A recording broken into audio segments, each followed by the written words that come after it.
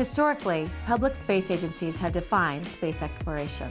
As of now, in 2022, 77 countries have space agencies. For the first sort of 50 years of NASA's existence, NASA was the customer and the private sector was the supplier. Now, billionaires are fundamentally changing the public's relationship with space. We've seen the rise of a lot of small companies and startups like ours that establishes a whole ecosystem. And a booming space economy in Colorado and beyond is really starting to take off. Moving manufacturing off of our planet, creating opportunity and future for everybody, that's what I want to see. I'm Krajnovic. And I'm Myrna James. It's time to go behind the wings. So in this episode, we're going to explore the question, how is the growing space economy changing what's possible in space? To start, we talked with Phil McAllister, NASA's director of the Commercial Spaceflight Division for Space Operations. When we first started talking about shifting some of the responsibility for low Earth orbit onto the private sector, I think there was definitely a sentiment within some parts of NASA that we were giving up something that was special and core to our mission. And over time, I think that sentiment has really reduced as people have realized that if we were always limited to NASA's budget for what we could do, we would always be somewhat constrained. For the first sort of 50 years of NASA's existence, we kind of interacted with the private sector one way, which is NASA was the customer and the private sector was the supplier. So we would write very detailed requirements, we would make all the decisions about the spacecraft or the transportation vehicle, and then we would hand those to the private sector and say, go build this. And we would be sort of in charge, we would make all the decisions, and we would own the resulting hardware. But today, what we found is the commercial space industry, which is an industry looking to sell not just to the federal government, but to other organizations and to other just consumers. When you have a thriving commercial space industry, it doesn't necessarily make sense for NASA to build everything from scratch. We can leverage the capabilities in the private sector. That's kind of what we mean by commercial space. And I think just within the last 10 years, these kind of partnerships have become possible. Previously, the space industry has been very large company driven. You've got your large primes and government contractors, and that was how it was for 50 years. As technology has increased and as the price and cost of getting to space have decreased, that has enabled many more businesses that now can close their financial model. You've seen the rise of a lot of small companies and startups like ours who see needs in the market and needs that the industry has, and we're able to meet them in ways that larger companies it might be more difficult to. And so that establishes a whole ecosystem of everything from single-person startups all the way up to 1,000-person companies. Dylan Taylor, thank you so much for being here with us. You, I think, have more passion for space than anyone I've ever met. So you're currently the founder and chairman of Voyager Space Holdings. Tell us a little bit about the company. Voyager Space is really purpose-built to help scale what we call new space, which is the innovative entrepreneurial sector of the space industry. There's obviously a lot of collaboration in space, but what role does competition play? Well, I think the market forces help, right? I mean, I think SpaceX was born out of competition with the Russian Soyuz rocket, with Boeing, with Lockheed, and because of that, they were able to attract third-party capital and invest and innovate. So I think it's really important. I think the market forces work. When space was purely a nation-state opportunity, you didn't see the level of innovation. We certainly didn't see rocket reusability. And now we even have things like launch as a service, where customers just simply pay to be inserted into a particular orbit. We are in a renaissance for the industry. The level of innovation is just shocking, and I expect more to come. This is a graph of the investment totals in space. Just look at that graph. I mean, it's straight up practically. In the past 20 years, the global space economy it's grown from just over 1 billion to over 16 billion. That's huge. Yeah, in investment in space, private space companies. And then to get a sense of where this is going, this is looking at the future. Here we are, 2022, and the chart just goes straight up.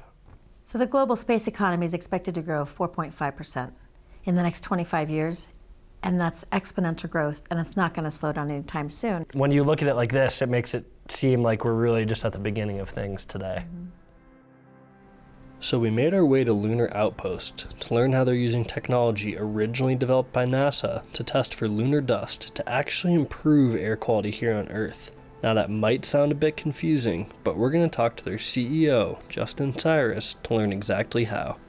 My name's Justin Cyrus. I'm the CEO here at Lunar Outposts. It's been a very good past couple years for startups in the community, because now instead of just straight competition against the likes of some of the big names like Lockheed Martin, Northrop Grumman, or Boeing, they're looking at ways that they can work with small startups like Lunar Outpost and Outpost Environmental to innovate quicker and to not only bring value to the aerospace community and what we're doing out in cislunar space, but to find ways to bring that technology that costs a lot of money to create back here to Earth.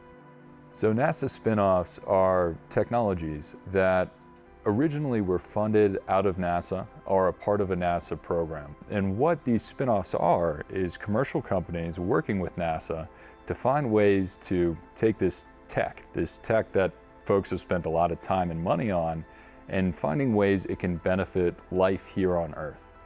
So speaking specifically about the Canary sensor now, we actually have one of them right there behind you. What was the original application of the technology? So the original application of the Canary sensor technology was actually to detect lunar dust.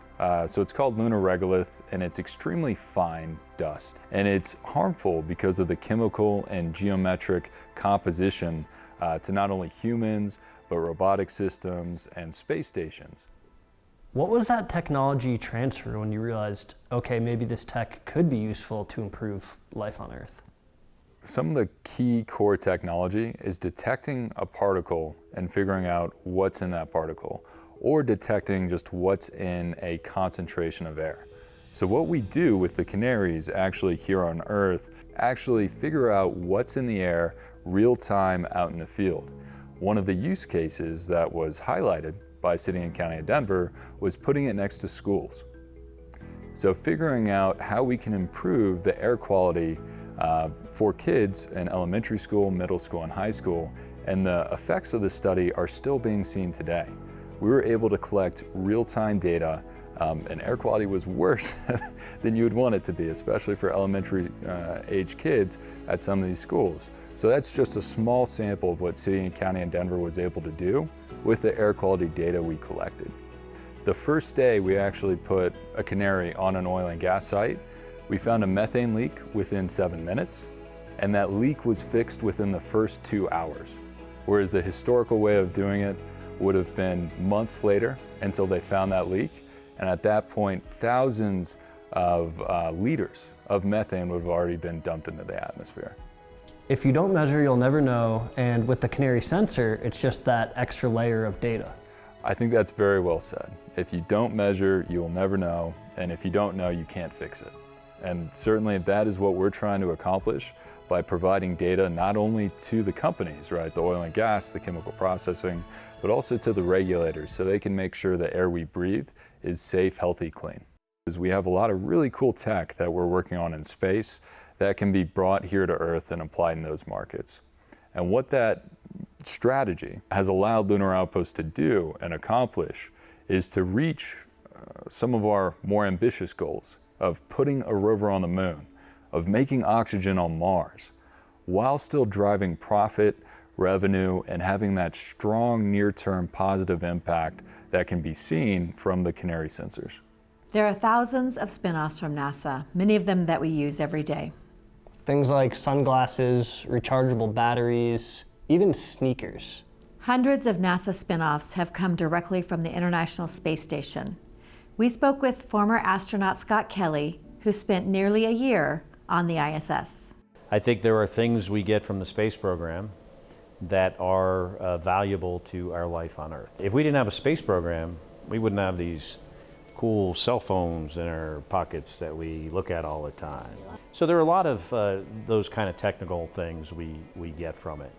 The space program has created great benefits in terms of technology, spin-offs for use on Earth. I mean, one of the most obvious is actually solar power, which some people think will be our salvation from global warming.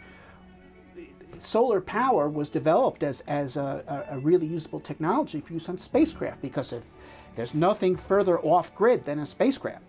And my little company has also spun some stuff off. We were interested in making fuel on Mars that required capturing CO2 out of the atmosphere, and a number of other technologies.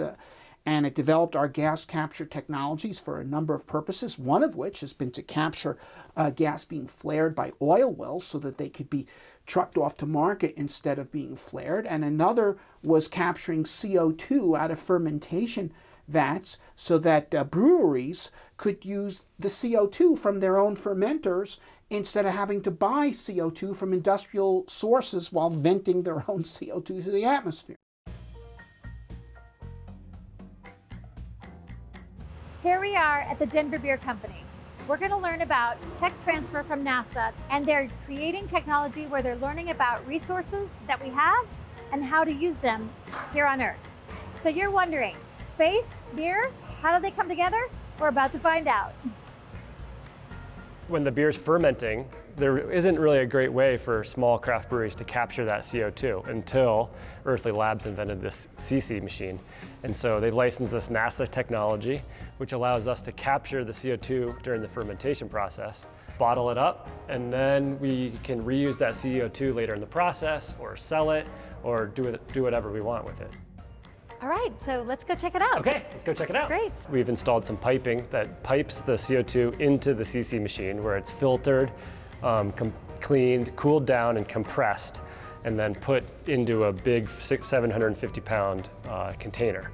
It tells us how much CO2 it's captured, the pressures, the temperatures, and everything that we need to know to run it.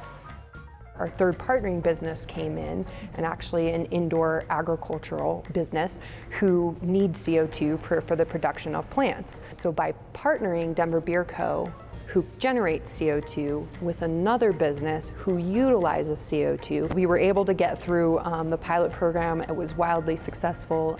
Really what we hope to see is a snowball effect, that people look to this as an example that other breweries can say, I should be capturing my CO2 as well. Space has limited resources, but I guess our planet does too. Sort of like you can't really ship things to the ISS all the time, or to the moon, or to Mars. So they need many, many ways to utilize resources that are already there. So that's what the in situ resource utilization really is. So thinking about this increase in public-private partnership, we've talked a lot about the startup side, but what does it enable NASA to focus on? The public-private partnerships not only allows the aerospace community to reach these business plans that wouldn't otherwise be possible, but it also allows NASA to reach far greater goals than they could otherwise. A great example is the Artemis program. Getting humans to the moon on the budget that NASA currently has is not possible, it's not feasible without the public-private partnerships that have been put in place. But in addition to that, NASA is the cutting edge of space agencies around the world, right? They're looking at not only getting to the moon, but further getting onto Mars and exploring other planetary bodies in our solar system, and with the James Webb Telescope, many solar systems beyond our galaxy that would not otherwise be possible if they weren't working with the commercial industry. By being able to shift some of this responsibility and have the private sector pick up some of these costs, we can go further, faster. And I think there's always going to be a role for NASA. That's our job, is to push the bounds of exploration where you don't necessarily see an economic potential. It's really just been over in the last 15 years that we've seen these very, very successful partnerships. And now, particularly with the Crew program, we have seen all kinds of benefits from that. Just within the last 12 months, we've seen an all-private mission just to orbit, the Inspiration 4 mission, which was really remarkable, first time in history. And now today, we have 4 private astronauts on the International Space Station, living and working in space on the ISS, another thing that is a historical first. And I really do think we are at an inflection point with human spaceflight, and it's really about to take off. Skip, I'm Cray, pleasure to meet you. Nice to meet you. Let's talk about space. Yep, sounds good. Let's do it. We're almost in this new era, this new space economy. There's more private companies than ever. They're collaborating with national space agencies. How has that impacted space law? Well, a couple of things that are happening now. I represent a private astronaut who's going up. It's a SpaceX flight up and back, and NASA hosts the private astronauts, and a company down in Houston called Axiom Space put it together. It was really a first of a kind contract. You can imagine a lot of legal issues associated with sending a private person up into space for 10 days. You know, this isn't a suborbital flight of 6 or 8 minutes. This is 10 days up in space. Thanks to our SpaceX team for getting you there. My thanks to NASA for hosting us, and to the entire crew. You know, we've been talking about this history-making mission for a long time. So you've got private astronauts going up now to the International Space Station, and you've got NASA planning for commercial space stations before the end of this decade. The ISS is getting old, and we would like to retire it by 2030. That is NASA's policy right now. So the good thing is that gives us a little bit of time. We are currently working with 4 partners to design, develop, and hopefully deploy prior to 2030 their own commercial space stations. And the long-term vision, I believe, at NASA is that I will be able to just buy a ticket, just like anybody else, and go up to a destination in space, do my work, and come back down. Right now, we are on contract with NASA for a commercial destination free flyer contract to start developing these commercial space stations. We're actually teamed with Blue Origin, and we're developing this space station, and we're calling it Orbital Reef. Think of it as a business park in space. Businesses come in, you provide the ecosystem, the power, the modules, the research facilities or the manufacturing facilities, tourist facilities, media, filmmaking, all of that kind of stuff. You provide the logistics and the transportation. Basically go to a company and say, what business do you want to do in space? We'll take care of the space part. So when we think about another space station in the future, there's going to be different ways to get there, I'm sure, and one of them is Dream Chaser, product of Sierra Space, and that's really your project, right? That's your current project that you're working on. In matter of fact, 24/7 production on the first vehicle right now. We plan to fly first quarter of 2023. Oh my gosh, well, we have one here, so let's go look at it. Looking at all the airplanes I flew, and then ones I didn't get to fly. Did you fly? I flew that one, I've flown that one, I've flown that, I've flown that, I've flown this guy. I've flown one of those too, yeah. So the Dream Chaser is what's called a lifting body spacecraft. It's what we're working on, it's what we're building right now that we intend to fly in early 2023. What it is a lifting body spacecraft. And what that means is most airplanes, the wings provide the lift. I think most people know that. But in this particular vehicle, it's the body of the spacecraft itself that provides the lift, and only a little bit comes from those wings. So it looks like a mini space shuttle, right? So it's designed to launch on a rocket, fly up in orbit, rendezvous, dock, free flight, whatever you want to do on orbit, orbiting satellite, research platform. Then we enter, and when we enter, we see very, very high heating temperatures as we slow down, up to 3,000 degrees. That's why it's a blunt body. And then in the end, it comes down and it lands like an airplane. And so what I want is I want us, and quite frankly the whole world, to realize that commercial vision where space travel is routine. Multiple people going, thousands of people, tens of thousands of people working in space. I want to walk into a classroom as an astronaut and say, big deal. You know, half of our parents have gone to space. Right, Wouldn't that be awesome? I think it's going to happen. It will happen. Yeah. And we're doing everything we can to make it happen as soon as possible. This was all kind of theoretical, even only 4 years ago. And now suddenly it's real, right? You've been to space already. Going to space was life-changing.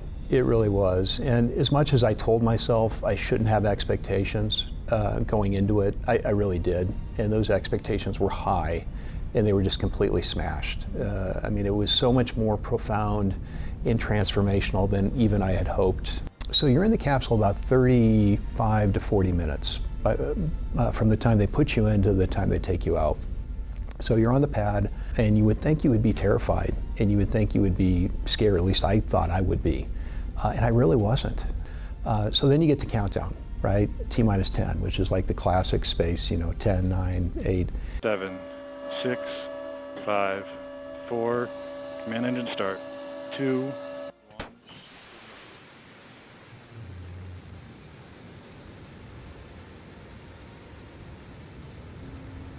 Well, huge congratulations to all 6 crew. They have crossed that Kármán line and they became official astronauts. You get to space and they do main engine cutoff, and then you're kind of floating in your chair, but you're held back from your harness. And then they do what they call capsule separation. But then you're able to unbuckle. Cue the astronauts to unbuckle their harnesses and start floating around the capsule. They are in 0G, they've practiced for this, and now it's really happening. I had the privilege of going to the window and I turned myself upside down. And I did that intentionally to sort of disrupt my orientation of up and down. I looked out the window, I gasped. You're seeing the Earth from space, totally transformational, extraordinary. And then from there, you get back in your seat. That's quite important, because what's going to happen is as you go falling back down to Earth, you hit the atmosphere. And then you come on down, and then the first thing that happens is your drogue parachutes open. Those basically guide and settle everything down. Then you have the main parachutes deploy. Then once you land, they give the crew a private moment to huddle and hug each other and just bask in the experience that we just had together. And then they open the capsule door, and you're greeted by hundreds of press and your family and loved ones. It is shocking how much we were able to get done in 2021. The technologies have matured.